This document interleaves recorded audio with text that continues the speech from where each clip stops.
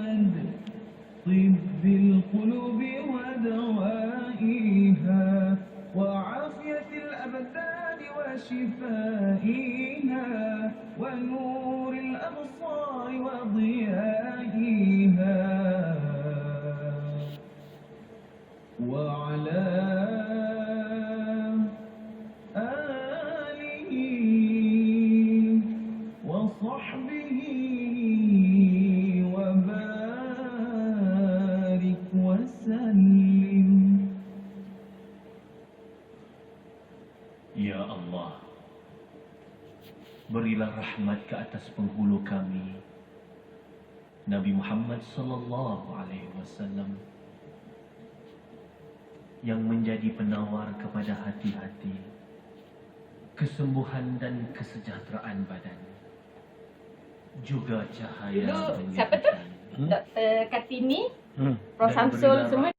Kami melalui frekuensi 91.1 MHz di sekitar Lembah Kelang, 95.6 Gunung Ledang mengikuti kawasan Johor, Segamat Keluang, Muar, Batu Pahat di kawasan Pontian, Kota Tinggi dan juga Kulai, Melaka, Jasin, Yangas, Asahan, Limau, Bemban dan Selandar, dan di bahagian selatan Negeri Sembilan, Kebenci, Kemas, Air Kuning, dan di bahagian barat daya Pahang, Rompin, Bandar Muazzam Shah, Bandar Tun Abdul Razak dan juga Keratong. 102.5 meliputi seluruh negeri Selangor Barat Islam, Perak Selatan, Tapa, Bidu, Sungai, Tolak, Slim River dan Tanjung Malim, Pang Barat, Bentong, Temeloh, Berai, Jerantut, Laut, Jengke, Maran, Kuala Lipis dan juga Merapoh. Sebagian besar Negeri Sembilan, Nilai Mantin, Simpang Durian, di bahagian Rembau, Kodisen, Jempol, Kuala dan Jelebu, kawasan Melaka Utara, Masjid Tanah dan juga Lombok Cina. 105.1 Gunung Berincang berada kawasan Cameron Highland dan segi kawasan Hulu Perak, Teluk Intan dan juga Langkap.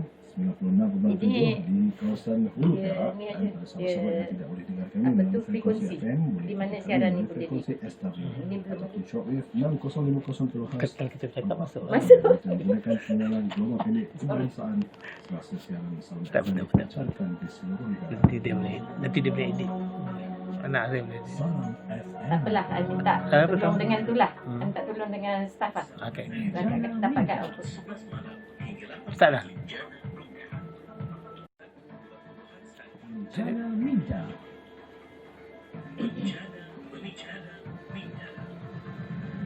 Salam FM. Jana Minda.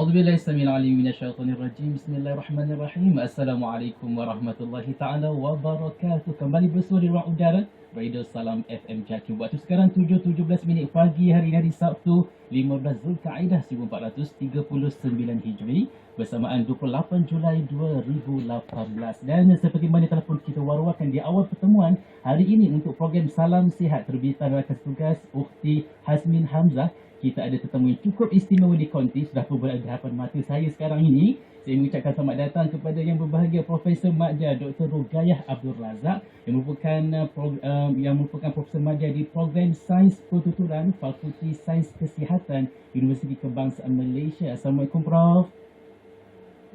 Sekali lagi Prof. Apa khabar hari ini? Sihat Alhamdulillah. Alhamdulillah. Mungkin gini kali pertama Prof bersama dengan Salam FM ya? Kali pertama di radio. Di radio. Alhamdulillah, terima kasih. Dan hari ini Prof akan berkongsi dengan rakan-rakan pendengar Salam FM berkenaan dengan satu program ataupun berkenaan dengan satu inovasi berkenaan dengan bahasa kanak-kanak. Saya difahamkan Prof merupakan seorang pakar dalam bahasa kanak-kanak dan linguis klinikal di Fakulti Sains Kesihatan. Mungkin di awal ni Prof boleh ceritakan sedikit apa agak yang sebenarnya kalau kita cerita tentang kepakaran Prof dalam bidang bagaimana berkaitan dengan pertuturan itu, apa sebenarnya? Mungkin ada yang belum dapat gambaran yang jelas berkenaan apa yang Prof buat sebenarnya. Ya, terima kasih Cik Nasir. Program Sains Pertuturan di UKM ni adalah satu program yang mengendalikan individu yang mempunyai kecelaruan komunikasi. Ya, kecelaruan komunikasi ni maksudnya menghadapi kesukaran untuk memahami, untuk bertutur, menelan dan sebagainya. Jadi merangkumi kanak-kanak dan juga orang dewasa. Jadi saya sebagai seorang linguis klinikal, kerja saya ialah untuk meneliti perkembangan norma bahasa kanak-kanak dan kemudian mengaplikasikan pengetahuan itu kepada individu atau kanak-kanak yang ada masalah bahasa dan pertuturan. Jadi saya meneliti yang tipikal dan melihat juga yang atypical. So daripada kerja yang sebegitu, saya kemudian terus mengaplikasikan maklumat itu untuk menghasilkan satu alat. Masya Untuk Allah. menilai. Itu yang hebat tu yang kita nak dengar hari ini sebenarnya. Ia berkaitan dengan satu alat yang dikatakan boleh menguji Ya. dari segi tahap penguasaan bahasa dan pertuturan ya. Ya. Diberi nama apa ni? MPLAT macam tu Prof ya? Ya, ya. Ataupun alat ujian bahasa Melayu kanak-kanak prasekolah. Ia khusus pada prasekolah tadika sahaja ya. Ya, ya. Mungkin Prof boleh ceritakan sedikit berkenaan dengan alat ini. Cik Nazri, sebenarnya kanak-kanak ini Mhm. bila dia mula lahir ke dunia, dia sudah mula pada hari yang pertama tu sudah mula melalui proses perkembangan bahasa. Tetapi proses itu bermula dengan dia mendengar bunyi, kemudian dia mengeluarkan bunyi dengan babbling, bebelan. Ya. Lepas itu pada tahap satu tahun tu dia dah mula mengeluarkan perkataan. Jadi daripada itu dia akan melalui proses di mana dia menggabungkan dua patah perkataan dalam satu ujaran dan sebagainya. Jadi tahap prasekolah ni sangat satu tahap yang sangat menarik sebab di situlah berlaku dia proses perkembangan yang pesat bagi kanak-kanak ini. Kanak-kanak ini mula memahami persekitaran mereka, mula merangkaikan perkataan menjadi ayat, mula menceritakan tentang apa yang mereka rasa, apa yang mereka lalui. Dan proses ini berkembang daripada umur 4 tahun sampai 6 tahun. Sebenarnya proses perkembangan bahasa kanak-kanak ini dia ada satu tahap di mana kita panggil akan berlaku satu lateralisasi otak kita.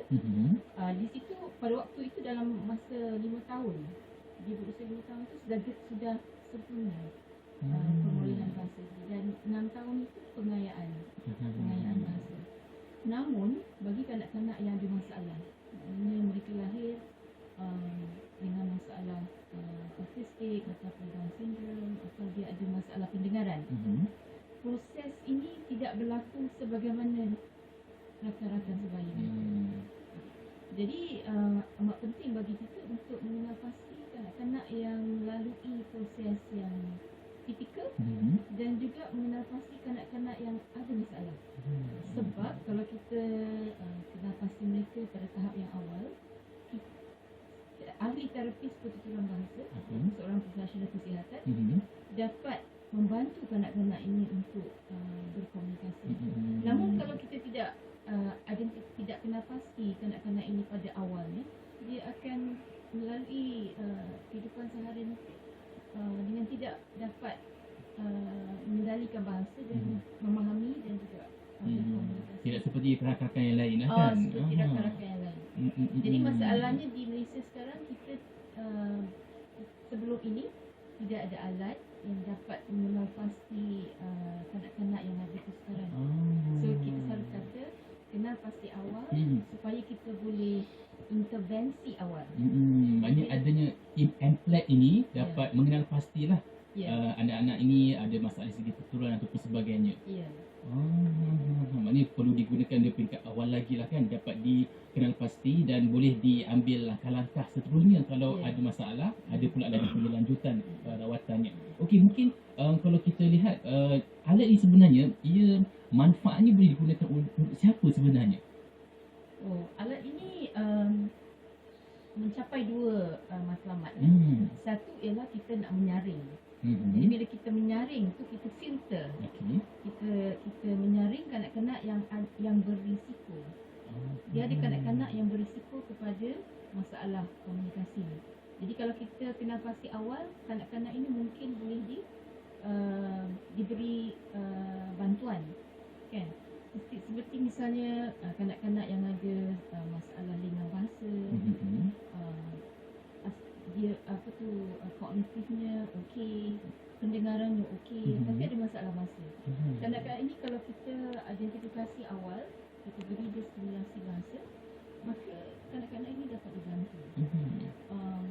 Tetapi kalau kita tidak identifikasi awal, kanak-kanak ini akan melalui zaman persekolahan, sekolah tadika, sekolah rendah dan sebagainya. Mereka akan tidak dapat mengikuti pelajaran akademik tu, dan lantas mereka akan disruptive. Dia kacau kawan-kawan, tak boleh duduk diam. Jadi akhirnya dia akan dianggap sebagai suka main, kurang bermotivasi dan sebagainya. Akhirnya kalau tidak dibantu, dia akan tidak lulus lah dalam peperiksaan. Dan kalau Prof, saya teringat ada, kalau pernah juga dibincangkan berkenaan dengan pertuturan, ada sebahagian kanak-kanak ini mungkin kata dalam macam kes-kes seperti lambat bertutur atau sebagainya, dia ada kaitan dengan pendengaran, betul ke Prof? Ya, dia proses komunikasi bahasa ni dia melibatkan dua tahap. Kita panggil tahap representasi perwakilan. Satu ialah pemahaman. Pemahaman. Dan yang kedua ialah penghasilan. Jadi kalau kita untuk kita hasil, kita perlu faham. Jadi pada masa pemahaman itu kanak-kanak akan banyak mendengar. Itu umur sebelum setahun tu dia banyak mendengar. Jadi itu yang pada satu tahun dia dah boleh sebut perkataan. Dia dah boleh menamakan apa benda di persekitaran ni. Dan ini harus dibantu dengan keupayaan mendengar. Jadi bila kita mendengar, repository bahasa dalam minda kita akan berkembang dari sehari ke sehari. Jadi kosakata kita, kata-kata yang kita tahu itu akan berkembang. Tetapi kalau kita tidak boleh mendengar, pada tahap babbling, katanya daripada normal, bandingkan kanak-kanak tipikal dan kanak-kanak tidak tipikal, mereka akan sama sehingga sampai dia babbling. Jadi kemudian kanak-kanak tipikal dia akan terus, tapi kanak-kanak yang tidak tipikal, misalnya masalah pendengaran sebagainya, dia akan berhenti di situ. Dari itu, kalau kita menjalankan pembendahan implan kokli atau koklinya rusak, kita boleh membantu kanak-kanak itu mendengar. Selagi dia boleh mendengar, insyaAllah dia boleh bercakap. Tapi kalau dia tak boleh mendengar, tidak ada kefahaman, dia tak boleh menghasilkan. Jadi ada kaitan rapat. Okey Prof, kita berbalik pada alat tadi tu. Alat ni kalau boleh tak, kalau kata-kata juga sangat berguna untuk guru-guru tadika atau bukan? Ya. Kita pergi balik kepada saringan tadi kan. Kita ada dua perkara, saringan dan juga diagnosis. Jadi alat ini tujuan dia, gunanya untuk menyaring, satu, dan kedua untuk mendiagnosis. Menyaring ini adalah kanak-kanak ini sebenarnya dia akan berjumpa dengan dua profession yang utama. Pertama ialah jururawat di klinik kesihatan. Jadi bila kanak-kanak ini daripada kecil diberikan suntikan dan sebagainya, dia akan berjumpa dengan jururawat. Jadi jururawat boleh menyaring. Selain daripada menyaring perkembangan motor, kognitif dan sebagainya, vision, penglihatan, jururawat di klinik kesihatan di seluruh negara boleh juga menyaring untuk bahasa. Kita ada alat saringan kita yang dalam 10 minit kita dah boleh tentukan budak ni berisiko atau tidak kepada masalah bahasa. Dan yang kedua, profession yang bertemu dengan kanak-kanak ini kita panggil frontliners adalah guru-guru tadika. Dan sebenarnya pada 25 Julai baru-baru ini 2018, YB Khairi Jamaluddin di dalam parlimen telah menyarankan supaya guru-guru tadika menjalankan saringan bahasa. Sebab kalau kita tidak saring, kita tak tahu budak-budak ni ada masalah ke tidak. Jadi penyaringan itu sangat penting. Yang kedua tu diagnosis. Bila kita dah saring dan budak ini gagal lah katakan, kita akan merujuk dia kepada terapis pertuturan bahasa yang akan menjalankan ujian yang lebih mendalam menggunakan versi diagnosis tadi. Jadi daripada segi itu kita dapat tahu masalahnya pada tahap pemahaman atau pada tahap penghasilan. Dan juga pemahaman itu adakah ianya disebabkan oleh perbendaharaan kata yang kurang, Ya. ataupun maklumat tata bahasanya itu kurang. Mm-mm. Sebab dia macam kita bina rumah, kita ada dia punya konkrit Ya. itu Mhm. dan kita simen kan. Ha, ha, Jadi ha. konkrit itu adalah perkataan-perkataan. Tanpa simen atau tata bahasa kita tak dapat merangkaikan. Mm-mm. Jadi itu yang penting bagi saya lah. Alat ini sebenarnya sebelum ni tidak ada kerana alat ini perlu dipiawaikan. Mm-mm. Dia akan berlaku ialah kita piawaikan, kita dapatkan skor normatif daripada kanak-kanak normal. Mhm. Jadi kita menjalankan kajian ke atas 500 orang kanak-kanak di seluruh Malaysia Mhm. dan kita dapatkan skor normatif. Jadi sekarang dah ada skor normatif. Bila kita uji kanak-kanak yang ada masalah, kita bandingkan kanak-kanak yang atypical atau yang ada masalah ini kepada skor normatif, skor kanak-kanak kita. Dari itu kita tahu sejauh mana dia kesukarannya berbanding kanak-kanak sebaya. So sangat penting sebenarnya. Tadi Prof kata apa ni sebelum ini memang belum ada dah alat ini. Alat ini dah berapa lama, Prof? Lebih kurang. Sebenarnya saya menjalankan kajian ini sejak 2006. Oh, lama tu. Lama Hmm. saya mendapat kejayaan Fulbright Mhm. Visiting Scholar, Mhm. pergi ke Amerika Syarikat, menjalankan kajian di situ, balik dan menjalankan kutipan data bagi kanak-kanak di Malaysia. Mhm. Penting sebab kita perlu menilai kanak-kanak kita berdasarkan norma Betul. kanak-kanak kita. Betul? Sebelum ini ahli terapis pertubuhan bahasa ni tak ada alat, Ah. tetapi alat itu dibeli daripada Oh. negara barat dan alat itu berdasarkan normatif kanak-kanak barat. Sebab saya pun nak tanya bagaimana Oh. agaknya artis terapis menggunakan Sebelum alat. tu. Mungkin ada mekanisme lain digunakan sebelum adanya alat yang dicipta oleh Prof ni. Memang. Ada. Jadi dia mereka melakukan pemerhatian. Jadi berdasarkan pengalaman sendiri dan pengalaman klinikal, Okey. ahli terapis pertubuhan bahasa mereka menilai sama ada kanak-kanak ini boleh menjawab soalan, boleh menceritakan dan sebagainya. Jadi dari segi pemerhatian kita panggil subjek. Ya. Di samping itu laporan dari ibu bapa, interview ibu bapa, dari segi latar belakang budak ini lahir macam mana dan sebagainya. Okey. Lahirnya normal tidak.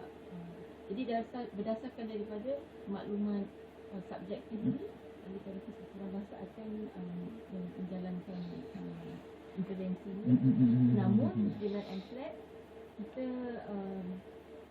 kita berdasarkan kepada skor normatif. Ya. Maknanya kita dah uji dan kita akan melihat sama ada skor kanak-kanak yang kita uji ni terletak di mana. Di bawah selalunya kalau dia ada masalah, dia di bawah kurata, skor kurata. Sama ada 1.5 sisihan lazim atau 2 sisihan lazim. Itu dia ada masalah. Ya. Jadi agak objektif dan menepati evidence based practice lah. Banyak amalan praktis berdasarkan pembuktian. Saya rasa itu lebih penting untuk semua orang mendapatkan maklumat itu, doktor, pakar kanak-kanak, audiologist, cikgu, untuk membantu kanak-kanak yang ada masalah. Okey Prof, kita akan rehat seketika. Selepas ni kita akan sambung lagi berkenaan dengan kalau kita nak khususkan lagi apa yang perlu kita tahu tentang ujian menggunakan MPLAT ini. Katanya ada 2 versi, ada saringan, ada diagnostik. Apa yang dimaksudkan dengan saringan-saringan itu akan kita bincangkan selepas ini. Dan insya-Allah kepada anda yang ingin kalau ada yang ingin bersoal jawab ataupun bertanya sesuatu kepada Prof, mungkin Prof boleh maklumkan Prof ada Facebook ataupun fanpage yang boleh dikongsikan dengan rakan pendengar. Nama ya. Di Facebook saya menggunakan nama Rugaya Razak. Rugaya Razak ya. Dan boleh melayari internet ke www.fsk.upn.my untuk website rasmi jabatan. Itu ada semua kepakaran. Semua kepakaran di situ lah. Okey, baik. Kita lihat sedikit. Kita kembali selepas ini. Kita dengarkan daripada Halim Ahmad ni lagu tentang anak-anak ni. Hai Anak. Salam FM, Punjana Minda. berbanding kita. Ahmad membawa kita ke pukul 7.37 pagi. Apa khabar dengan anak-anak kita hari ini?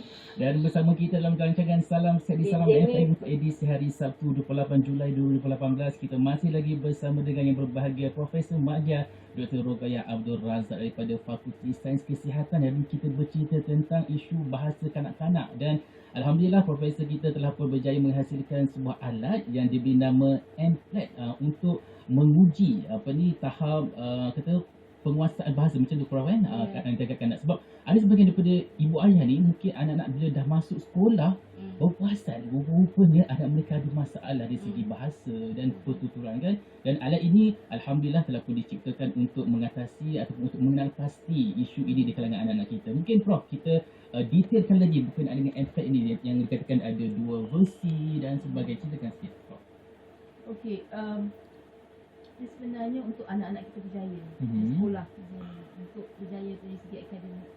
Bahasa itu adalah satu keperluan yang penting, prasyarat.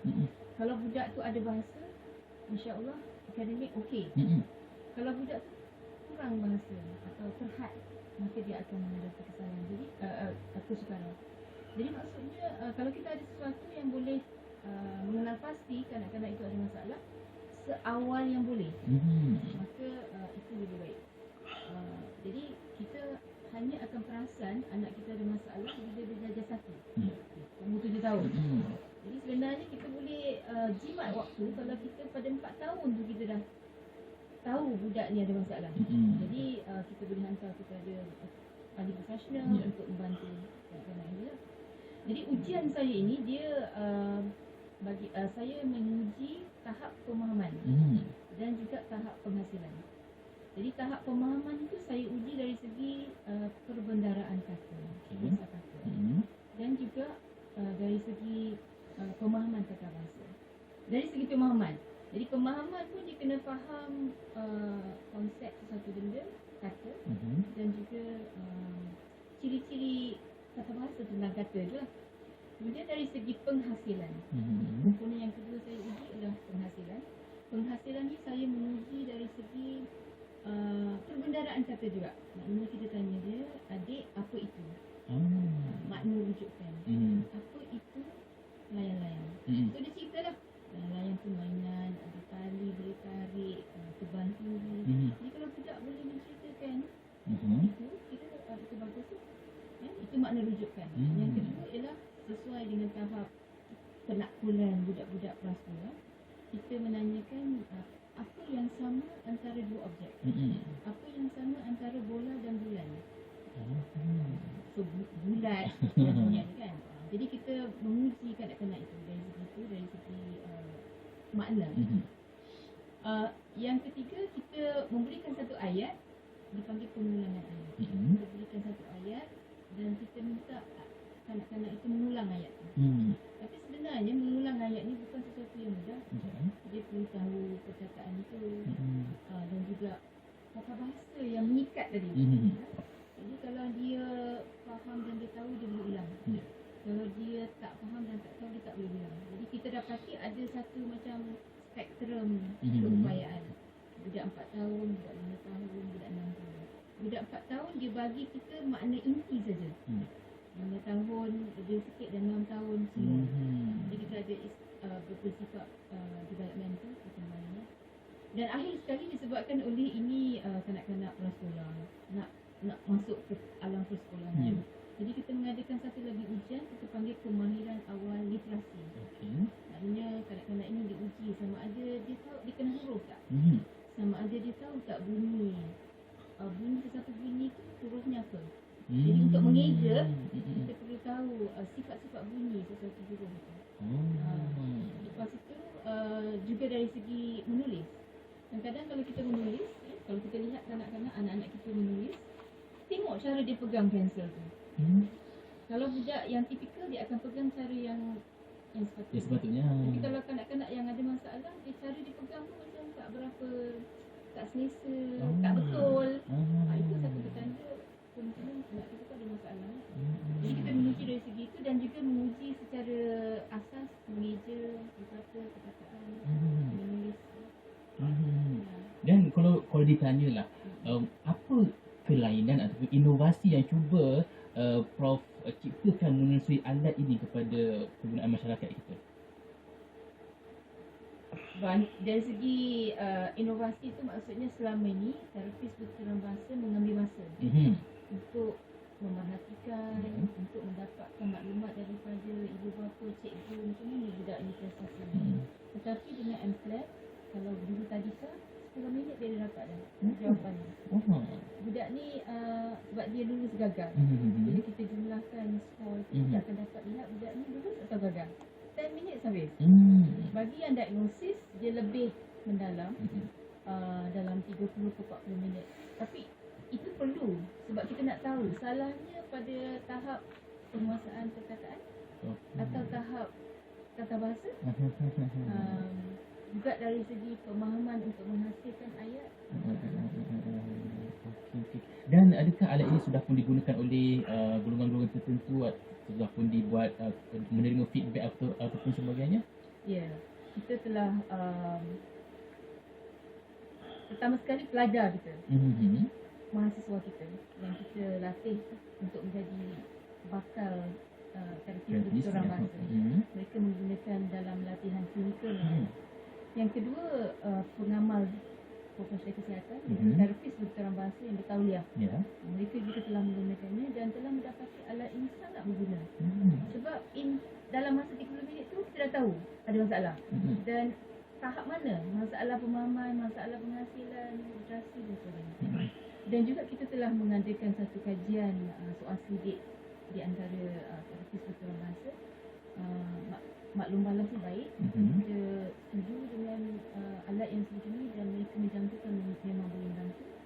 Kemudian kita juga melakukan satu feasibility study di mana kita memilih 4 center di hospital, di swasta dan sebagainya, pusat intervensi awal, dan kita beri mereka guna alat ini selama 2 bulan. Jadi selepas menggunakan selama 2 bulan, mereka berikan kita feedback. Jadi ada sedikit untuk perbaikan, tapi generally keadaannya memang diterima bagus. Sangat berguna. Sebab sekarang parents bukan macam dulu. Parents lebih proaktif, lebih inform, lebih berpengetahuan. Jadi bila kita profesional cakap dengan parent, saya minta maaf puan, anak puan, ini dia akan tanya dia akan rasa apa. Jadi kalau ada ujian objektif, terapis boleh melakukan tu. Kita dah uji dan kita dapati Maknanya alat ini untuk golongan profesional. Kalau ibu ayah nak guna boleh ke? Ataupun boleh, tapi perlu dilatih. Jadi saya cakap awal tadi, guru tadika, jururawat, perlu dilatih dulu. Bila dilatih dalam sehari tu, kira saya rasa jadi parents pun kalau nak guna kena dilatih dulu lah. Dan itu dah betul apa? Software ke ataupun ada betul alat yang dicipta atau bagaimana tu? Setakat ni kita ada hardware. Maknanya kita ada manual. Maknanya hardware lah. Manual, ada buku streamline, buku bergambar. Lepas tu borang skor dan juga manual macam ni. Dan dia sudah pun dipasarkan? Sudah dipasarkan, ada di pasaran dan boleh didapat. Google je dapat ataupun hubungi www.unilangit.com. Kalau nak Google tu nak tulis apa tu, Prof? MPLAT. Akan keluar teruslah dia punya details berkenaan dengan alat inilah ya. In fact, baru 3 hari yang lalu sebab saya perlu saya membuat video. Jadi kalau pendengar di sana, di luar sana, Google MPLAT YouTube, ada satu video 3 minit, saya menceritakan tentang alat itu.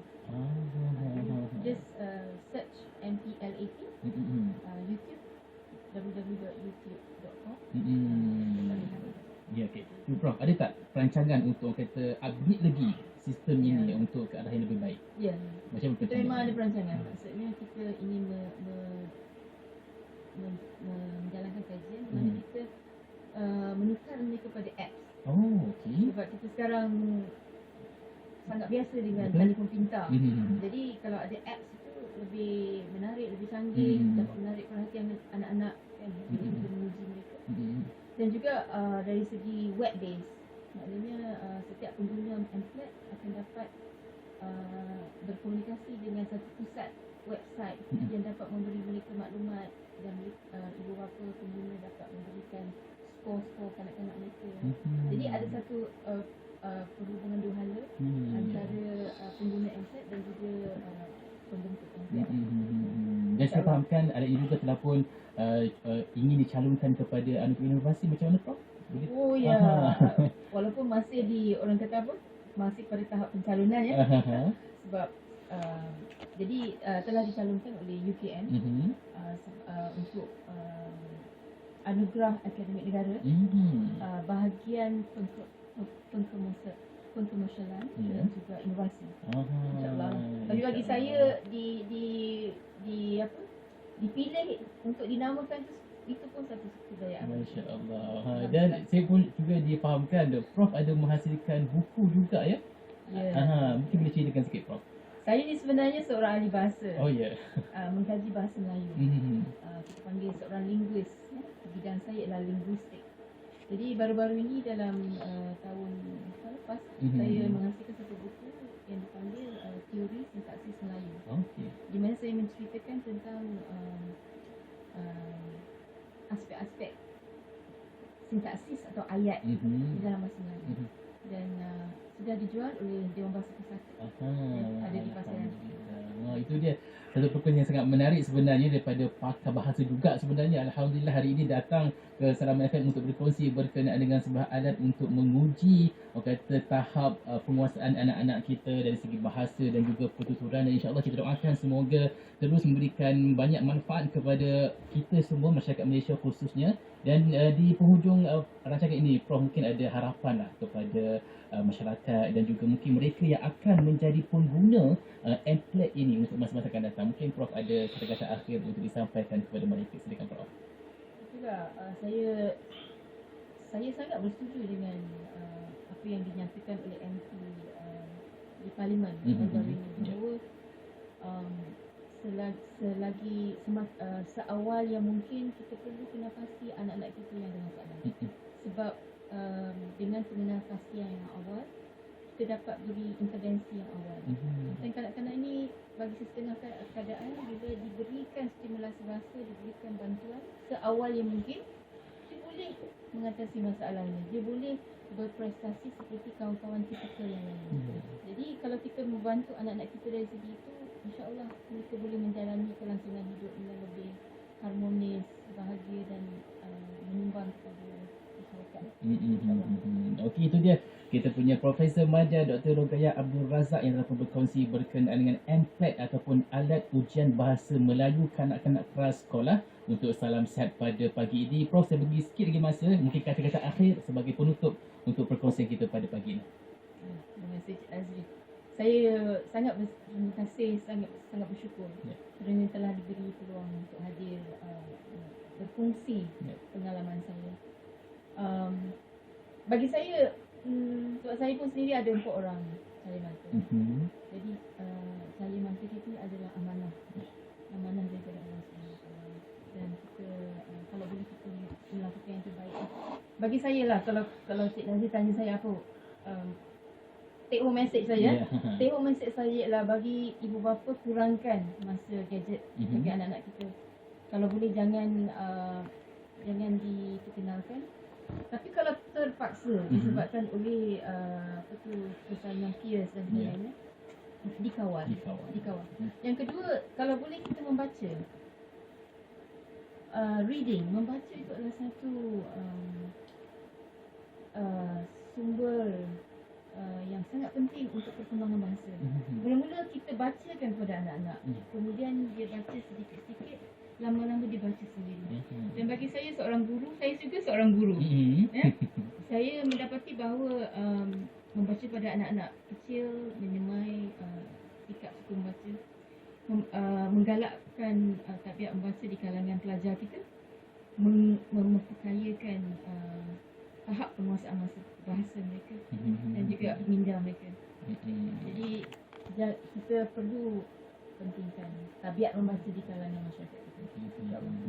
Okey, saya rasa dengan ucapan itu berakhirlah sudah pertemuan kita pada pagi ini. Terima kasih sekali lagi kepada yang berbahagia Profesor Maja Dr. Rogaya Razak yang merupakan pakar bahasa kanak-kanak dan linguis klinikal di Fakulti Sains Kesihatan Universiti Kebangsaan Malaysia. Dan pastinya kita doakan semoga profesor kita terus mencipta sesuatu yang lebih baru kepada masyarakat untuk berikan banyak lagi manfaat kepada semua yang akan menggunakannya, insya-Allah, amin. Dan kepada yang bakal menggunakan MPLET, adat ujian bahasa Melayu kanak-kanak prasekolah ini, semoga dapat dimanfaatkan untuk anak-anak kita. Semoga mereka lebih menjadi insan yang berjaya pada masa akan datang. Terima kasih Prof. Kita jumpa lagi. Assalamualaikum.